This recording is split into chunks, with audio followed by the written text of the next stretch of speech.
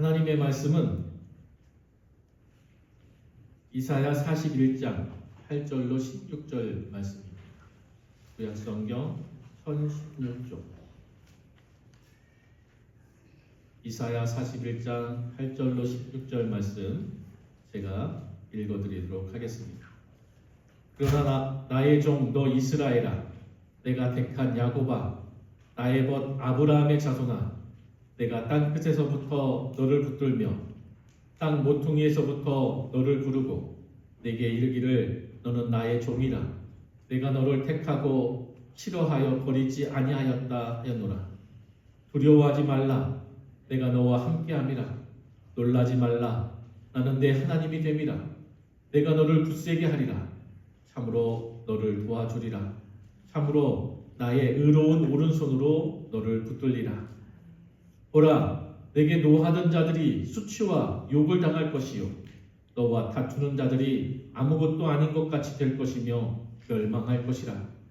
네가 찾아도 너와 싸우던 자들을 만나지 못할 것이요 너를 치는 자들은 아무것도 아닌 것 같고 허무한 것 같이 되리니 이는 나 여호와 너의 하나님이 내 오른손을 붙들고 네게 이르기를 두려워하지 말라. 내가 너를 도우리라 할 것임이니라. 버러지 같은 너 야곱아, 너 이스라엘 사람들아, 두려워하지 말라. 나 여호와가 말하노니 내가 너를 도울 것이다. 내 구속자는 이스라엘의 거룩한 이니라. 보라, 내가 너를 이가 날카로운 새 타작기로 삼으리니 네가 산들을 쳐서 부스러기를 만들 것이며 작은 산들을 겨같이 만들 것이라. 내가 그들을 까부른즉 바람이 그들을 날리겠고 회오리 바람이 그들을 흩어버릴 것이로되 너는 여호와로 말미암아 즐거워하겠고 이스라엘의 거룩한 이로 말미암아 자랑하리라. 아멘. 시간 듣고 성가대 화답합니다. 아멘. 아멘. 감사합니다. 우리 함께 요한 3서 1장 2절 말씀으로 함께 축복하도록 하겠습니다. 여러분에게 손을 뻗고 함께 축복합니다. 사랑하는 자여, 내 영혼이 잘됨 같이 내가 범사에 잘되고 강건하기를 내가 강구하노라. 아멘. 아멘. 사랑하는 자여 할 때 눈을 마주 보시고 정말 사랑하는 눈으로 바라보셔야 돼요. 이 왼수 같은 이렇게 보면 안 되고, 그렇죠? 사랑하는 자여 영혼이 발되기를 구하노라. 함께 축복해 주시기 바랍니다. 아멘. 다시 한번 인사하겠습니다. 이렇게 인사하겠습니다. 당신은 하나님 안에서 특별한 사람입니다. 네, 아멘. 우리가 하나님 안에 있을 때 특별한 사람들인 것을 기억하시기 바랍니다. 아멘. 그런데 오늘 말씀 제목이 뭘까요?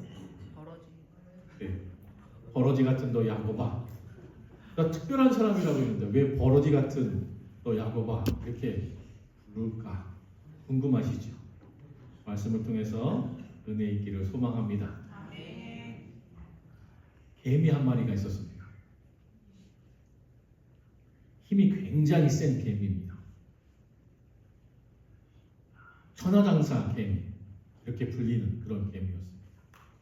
그래서 다른 개미들은 쌀 한 톨을 이렇게 들어 올리는데 이 개미는 쌀 두 톨을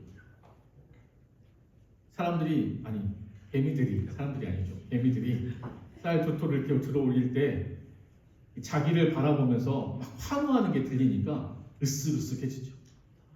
그래서 이 개미가 생각합니다. 지금 이 개미 역사상 한 번도 이런 일이 없었는데 내가 이번에 쌀 세 톨을 한번 들어보리라. 그런데 이것을 개미들 앞에서 하는 것보다 저기 가면 시장에 사람들이 있는데 이 사람들이 있는 데 가서 내가 한번 이 쌀 세 톨을 들어 올리는 것을 보여주리라. 이렇게 생각을 해요. 그리고 사람들이 있는 그 시장통에 가가지고 시장통 한가운데서 쌀 세 톨을 아주 힘을 들여서 낑낑대면서 들어 올립니다. 어떻게 됐을까요? 지나가던 사람의 발에 밟혀 죽었어요.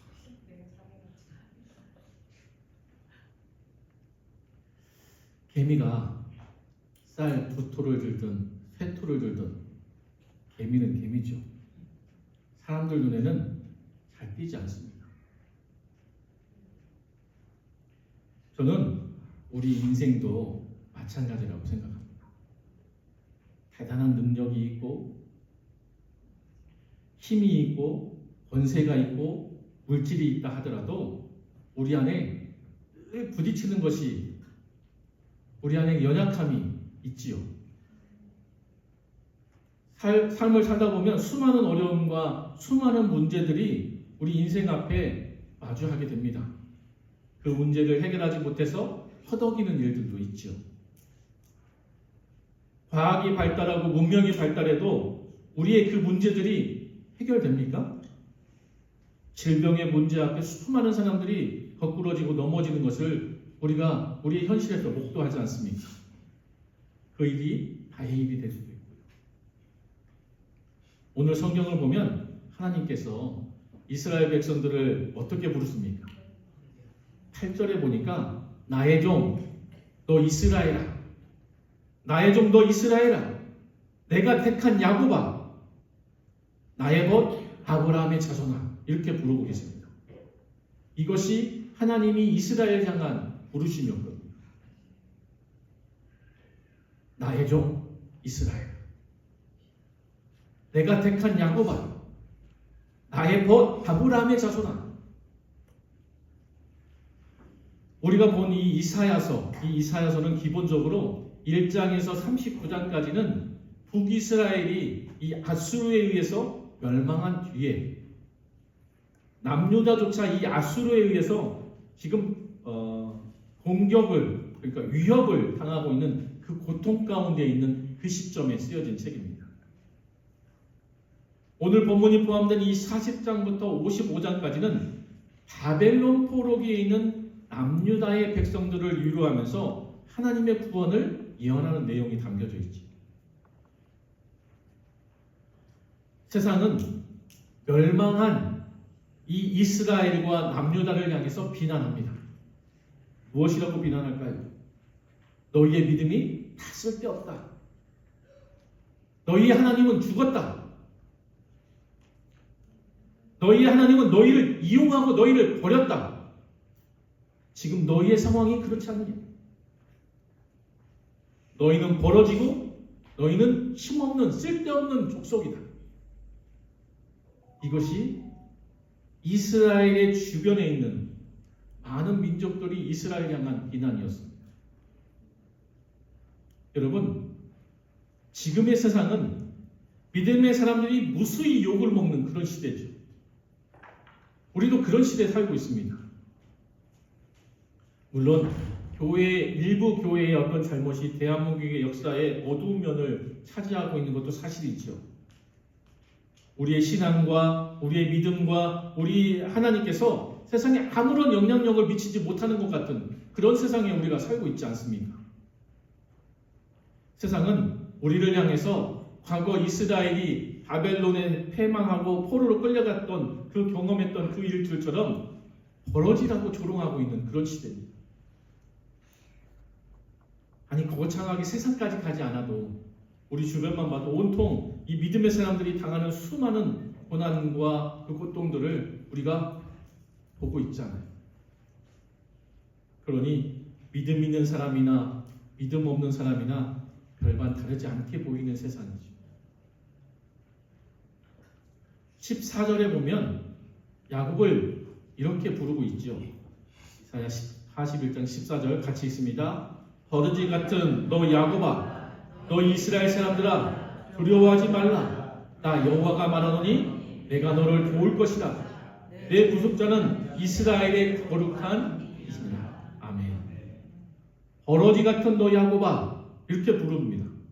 버러지 같은 야곱. 버러지가 무엇입니까? 벌레예요, 벌레. 힘이 없고 하등한 벌레입니다. 우리가 읽고 있는 개역개정에는 버러지 같은 이라고 이렇게 해석을 했는데 예전 개역 한글 성경에는 지렁이 같은 너 야곱아 이렇게 해석했거든요.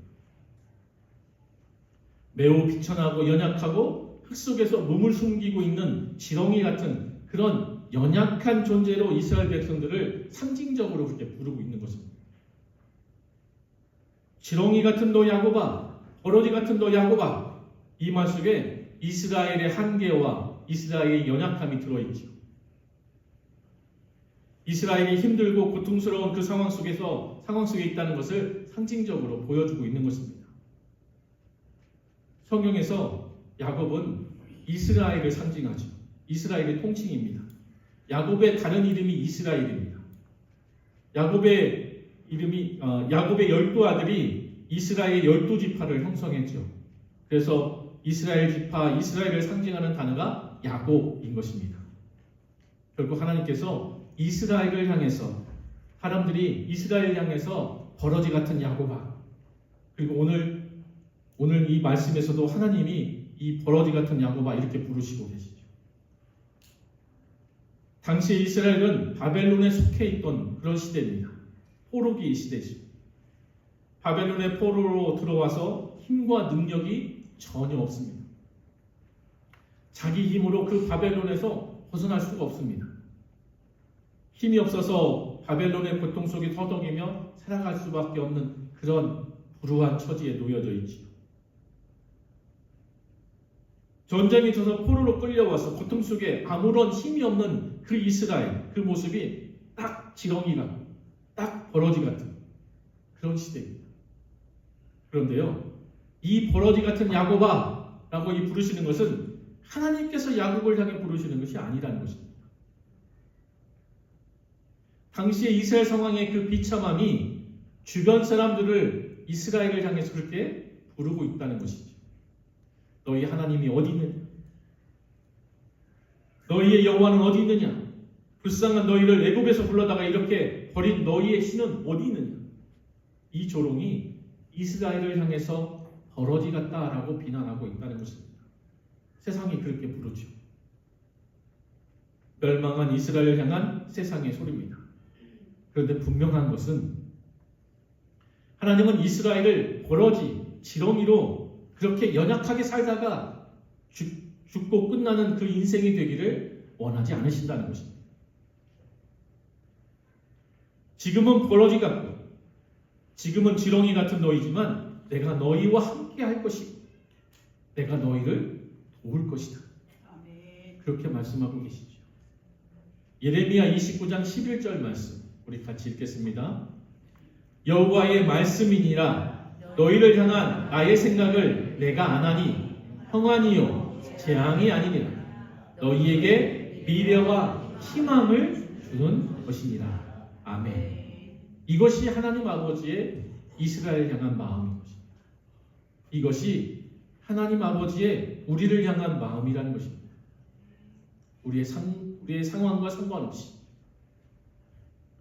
너희를 향한 나의 생각은 평안이고 재앙이 아니라 미래와 희망을 주는 것이라 분명하게 말씀하고 계시죠. 너희가 지금 이렇게 포로 생활하며 고통 속에 살아가고 있지만 이것이 너희의 인생의 끝이 아니라 하나님께서 진정으로 주기를 원하는 것은 재앙이 아니라 너희의 미래고 너희의 소망이라는 것입니다. 그렇게 약속하고 계시죠. 오늘 우리에게 주시는 아주 놀라운 축복의 말씀이 있습니다. 41장 10절 말씀 읽습니다.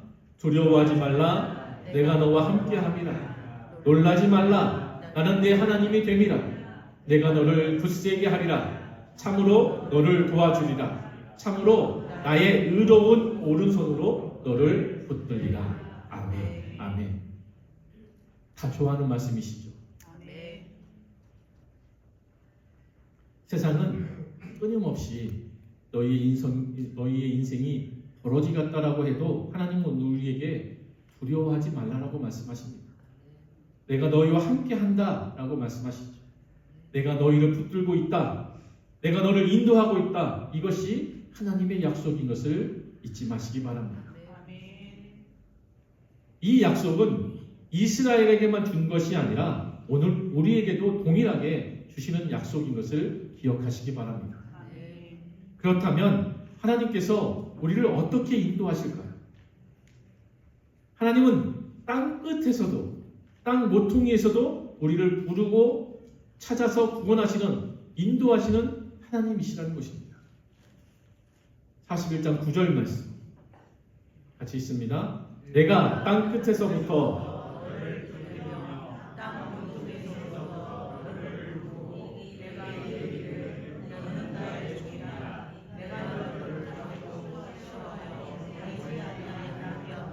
하였노라. 아멘. 땅 끝, 땅 모퉁이가 어디일까요? 하나님의 손이 미치지 않을 것 같은, 하나님의 인도하심이 느껴지지 않을 것 않는 그런 곳, 하나님도 알지 못할 것 같은 은밀히 숨겨진 곳, 그것이 땅끝이죠. 지금 이스라엘 백성들에게는 이 바벨론의 포로 생활이 바로 그러한 시대였어요. 그러한 거였던 땅끝으로 느껴지는, 하나님의 손이 미치지 않는 것 같은 그런 시대였다는 것이죠. 바벨론은 이방의 우상을 섬기는 곳이었습니다.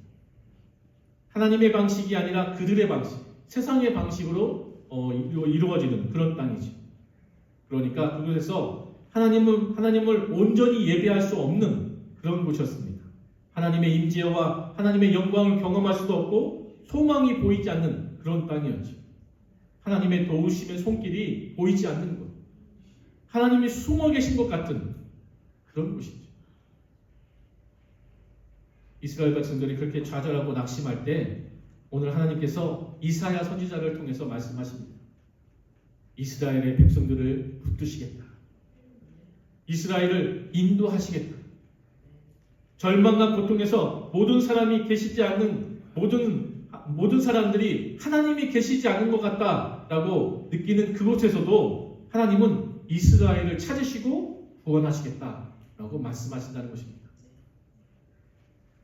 시편 139편 7절에서 10절 말씀 우리 같이 읽도록 하겠습니다. 내가 주의 영을 떠나 어디로 가며 주의 앞에서 어디로 피하리이까. 내가 하늘에 올라갈지라도 거기 계시며 수월에 내 자리를 펼지라도 거기 계시니이다. 내가 새벽 날개를 치며 바다 끝에 가서 거주할지라도 거기서도 주의 손이 나를 인도하시며 주의 오른손이 나를 붙드시리라. 아멘. 이 시편은요, 다윗의 시편. 내가 새벽 날개를 치며 저 바다 끝에 가서 거할지라도, 저 바다 끝 아무도 없는 것 같은 그곳에서, 하나님의 손마저 미치지 않을 것 같은 그곳에 내가 거할지라도, 내가 저 하늘 높은 곳 아무도 없는 그곳에 가 있을지라도, 땅속 깊은 곳 그 소울 같은 그 깊숙한 곳에 놓일지라도, 죽음의 문턱 앞에까지 내려갈지라도, 그곳일지라도 하나님은 그곳에서 나를 붙드시고 나를 인도하시고 나와 함께 하시겠다 라고 하셨던 그 약속을 기억한다는 다윗의 찬양이죠. 다윗의 인생이 그랬습니다. 사울에게 쫓기면서 광야 깊숙한 곳, 아무도 나를 못 찾을 것 같은 그곳에 숨어 있을 때 다윗을 찾으신 하나님을 다윗이 경험하죠. 우리 하나님은요, 우리가 숨어 있는 곳 그곳까지 찾아오시는 하나님이시라는 것을 기억하시기 바랍니다. 이사야 49장 15절 말씀 같이 있습니다. 여인이 어찌 그 젖 먹는 자식을 잊겠으며 자기 태에서 난 아들을 긍휼히 여기지 않겠느냐. 그들은 혹시 잊을지라도 나는 너를 잊지 아니할 것이라. 아멘. 어미가 자식을 잊지 못합니다. 그런데 혹시 그 어미가 잊을지라도 나 여호와 하나님은 너희를 잊지 않겠다 라고 말씀하고 계십니다. 하나님은 우리를 포기하지 않고 우리를 잊지 않고 끝까지 사랑하시겠다라고 약속하고 계십니다. 로마서 8장에 보면 사도 바울은 그 하나님의 사랑을 이렇게 노래합니다. 로마서 8장 38절 39절 내가 확신하노니 사망이나 생명이나 천사들이나 권세자들이나 현재일이나 장래일이나 능력이나 높음이나 깊음이나 다른 어떤 피조물이라도 우리를 우리 주 그리스도 예수 안에 있는 하나님의 사랑에서 끊을 수 마음에 그 무엇으로도 하나님의 사랑을 끊을 수 없다라고 사도 바울은 그렇게 찬양하지 않습니다. 하나님의 사랑에서 그 무엇도 우리를 끊어놓지 못합니다. 넉넉히 이기게 하시죠. 오늘 우리가 읽은 이 본문에서 계속 반복되는 단어가 있습니다. 어떤 단어일까요? 내가 이 말이 반복되고 있죠. 내가 너를 붙들 것이다.